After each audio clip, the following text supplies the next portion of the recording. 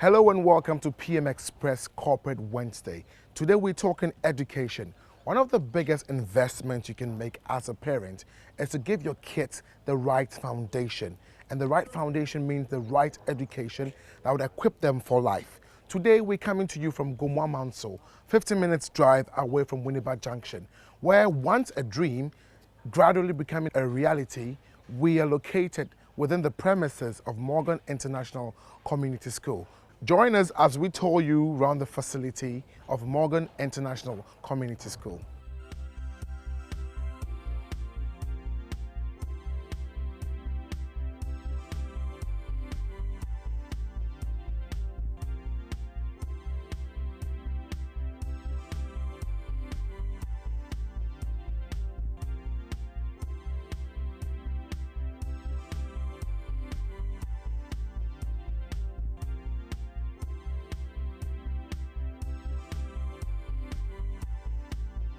And this is a picture of our facility, of the whole campus. Okay. So we are currently in this section right here.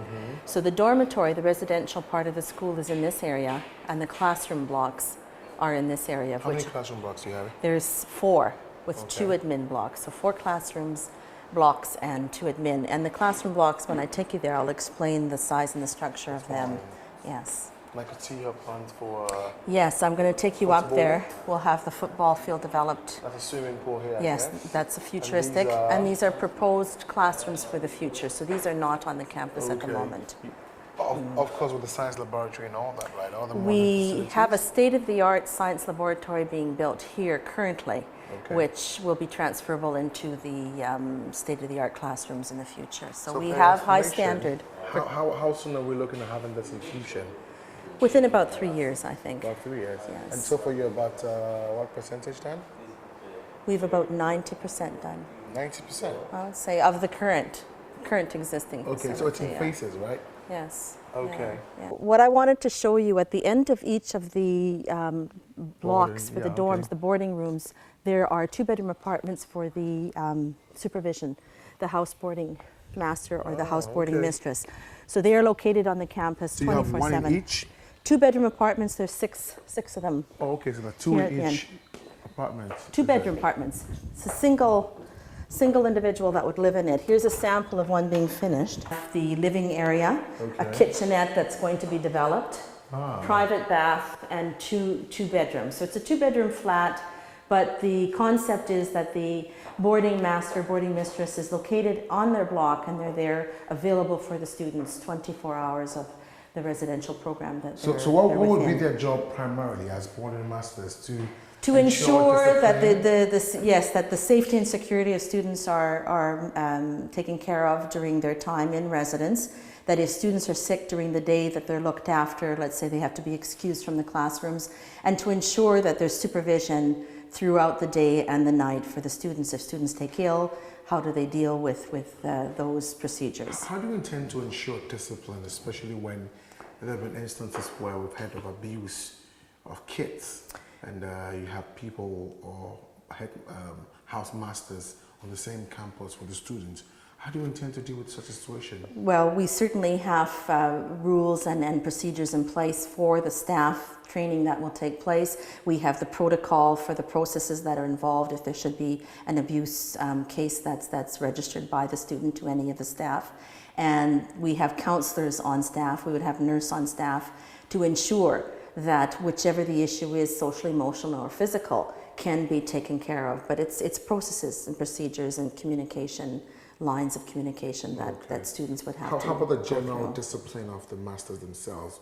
Issues of drunkenness, and you're going to house kids, and obviously they shouldn't be exposed to certain things that adults. Yeah, there's an understanding and expectation that there's no smoking. It's a smoke-free campus. That there's no alcohol on the campus at any time, so that the people that we select, particularly for these positions, that's an understanding and an expectation that they would not be, having alcohol on campus. Orientation as well. Yes, yes. Part of orientation, part of training, part of the staff handbook of procedures. And the procedures are specifically laid out as to what to do should such and such an issue happen with staff or with students. How about the background of the teachers criminally?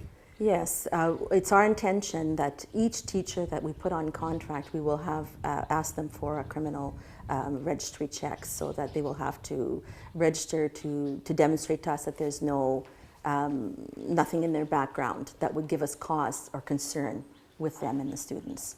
Okay. So that's an expectation that all of them will go through that. Now, the other question is about the location. What exactly informed this choice? The owner, Mr. Dankwa, had acquired this piece of property, and it's always been his intention to give back to the community, and that's why that's one of our understandings, is that community action and services forms a large part of our school life, and it's an ultimate beautiful location for study. It's located out of Accra, so there's an opportunity for concentration on your studies, and also a wonderful opportunity to do community service. It's a very rural area, and the students can have exposure and many options. What exactly, if you say community service, what programs do you have? Well, community service would be, the programs that we would undertake would be generated through the interest of the students. That's where you want to develop the leadership. But to give you an example, some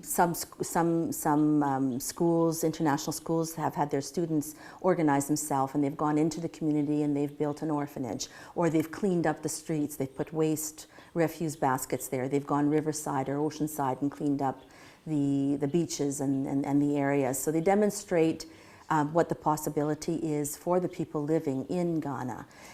There's also opportunity to do community work outside of Ghana if they would so choose, but I think that this is a wonderful setting to start locally to do community service. And there's orphanages in the area, there's poverty, there's possibility for a lot of community service that they could do.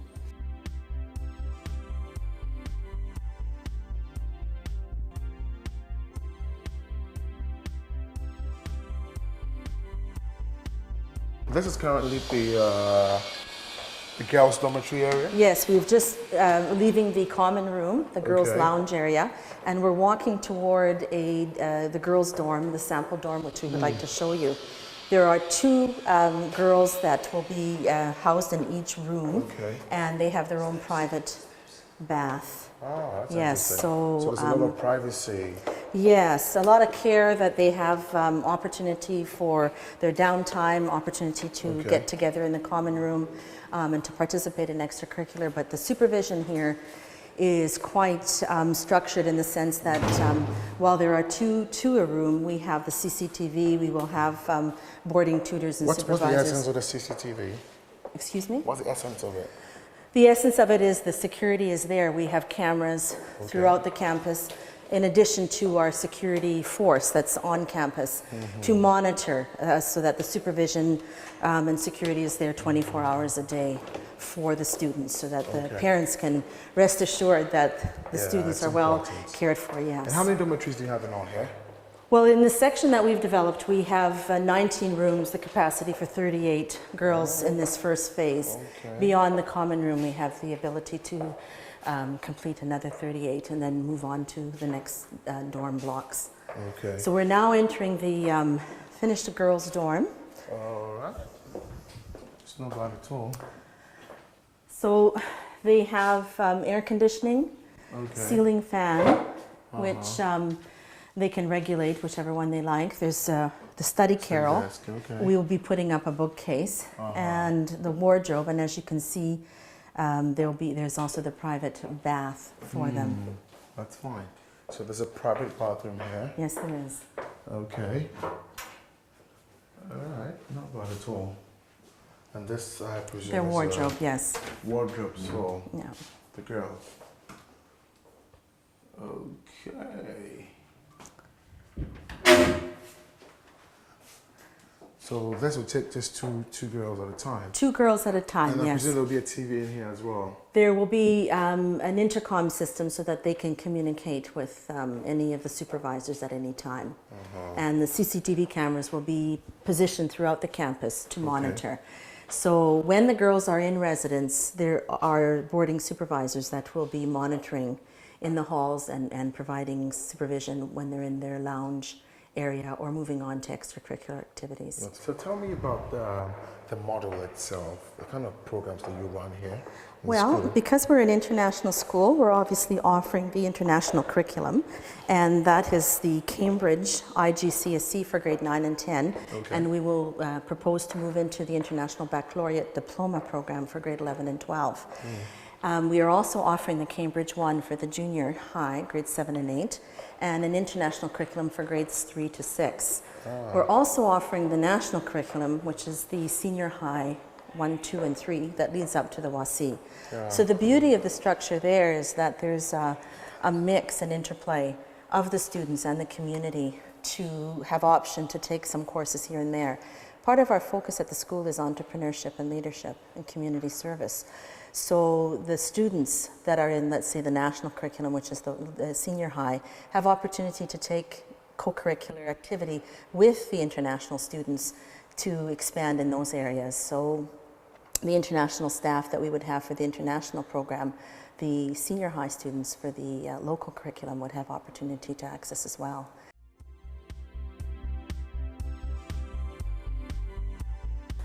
So the boys' dorm is set up a little bit different.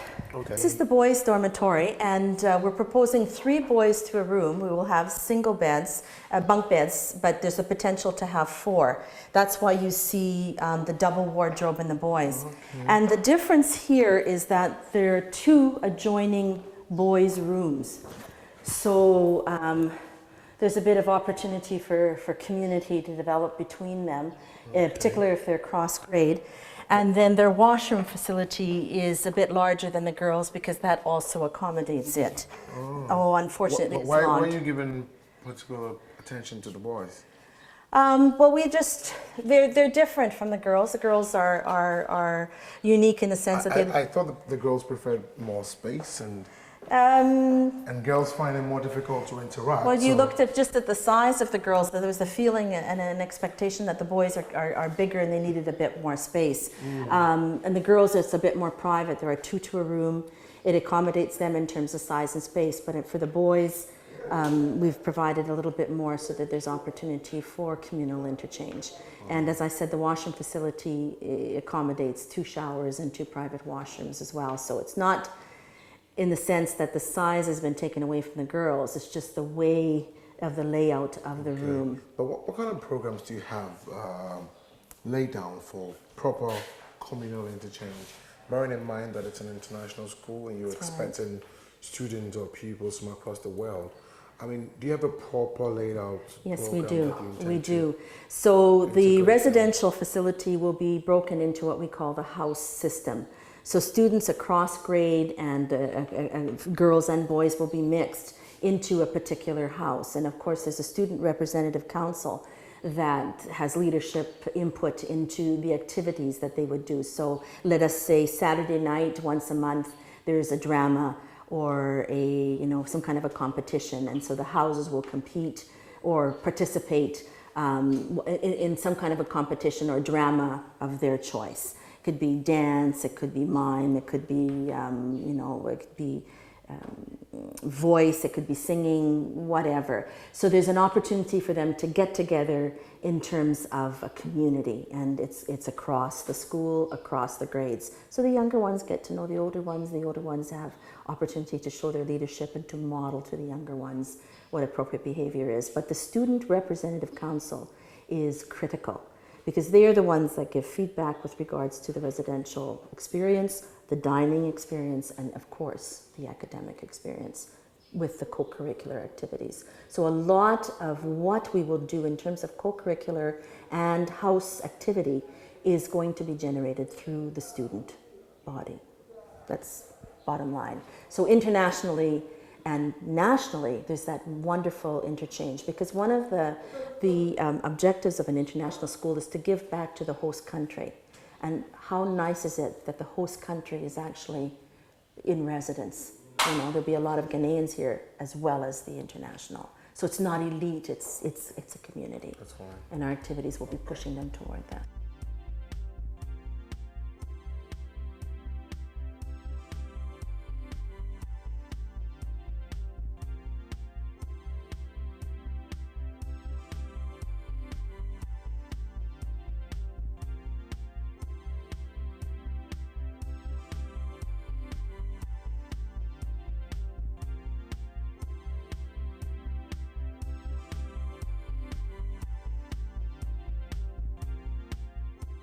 basically, this is an educational institution. That's the primary aim of it.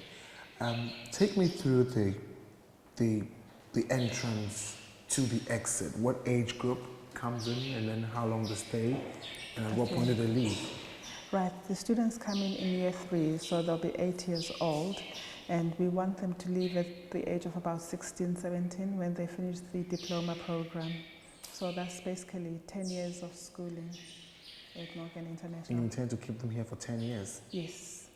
Wow. If they start from year 3, yes. So then when they're not coming in for 10 years, at what age can they, or what grade do they come in, which is equivalent to our JHS system, which prepares them for university or college outside?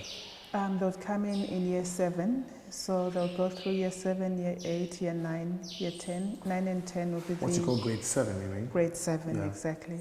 Year 9 and 10 are the years for the International General Certificate in Education for Cambridge. Then after that, they'll do the diploma, the International Baccalaureate, which is year 11 and 12. So that means 6 years in secondary. SHS is 3 years, and the junior high is 3 years, so that is equivalent to 6 years as well. But because we are doing the SS exams for the WASI, that's 3 years, and you only do that after you've done the year 7 and year 8, so that will become 5 years. Our aim is to make our students able to enter any university in the world. So the International Baccalaureate diploma program will enable them to do that. So a child is advised to start in year 3 to go through the course. Then the JHS course that we do is the Cambridge one, and it's best to start in year 7 in order to go to year 8, because at the end of year 8 there are exams in mathematics, in English, and in science. And for a child to do well in those subjects, they should have started the course in year 7 to understand the requirements for that exam. Then the Cambridge one, it's a 2-year course, year 9 and year 10, so it's advisable to start at the beginning. But what I would also like to stress to you is that we're not just teaching to the exam, we're going beyond the exam, we're looking at lifelong learning. So what we do in the classroom is meant to be useful to the students outside the classroom in the real world. So we're not just focusing on exams. Our aim is to foster lifelong learning, right? And one of our aims is to make sure that all our students become future leaders of tomorrow. So leadership permeates all our subjects. And here we're looking at servant leadership, not just being someone who's able to get up in the morning and say, I have a company of 20 people and I'm going to order them to do this. Our students have to learn how to work with people and how to do things for themselves. So besides just learning, right, I'll go on to the subjects just now, they'll also be doing chores to understand how things are done and how, if they are to own a company, how that is going to work itself out from the experience they're gaining in school. We have subjects like global perspectives, which teach students to think and to reflect about the community, about the world, and they'll be involved in community projects like maybe clearing certain parts of the ocean, taking care of old people, and that's all part of the subject, and there'll be a written exam to that. Called Global Perspective. Yes, and it's a new subject that Cambridge has introduced, so not a lot of schools are doing that. And also enterprise, as you mentioned, it's a new subject, and we're also going to go there because we feel that the world is business focused, and we want our students to be able to function in any sort of business setup. So those are the subjects we have. We also have Spanish. A lot of schools do French, but we are offering French and Spanish. And that's going to lead itself nicely into the diploma program, where they have to do Spanish as a second international language, as the second language.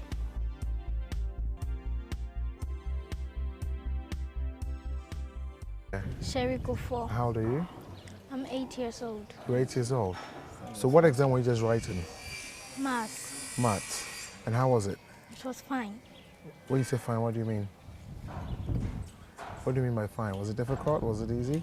It was easy. You want to come to school here? Why? Because my grandfather is here. Your grandfather is here, that's why you want to come here? Really? You like the environment? You like what you see Yeah. so far? What's exciting you about the place? The classes What again? and the teachers. My name is Rachel Boni and I'm 11 years old. Well, today I just finished writing my maths and English examination and it was really easy, and I hope people from other schools will come and join us here.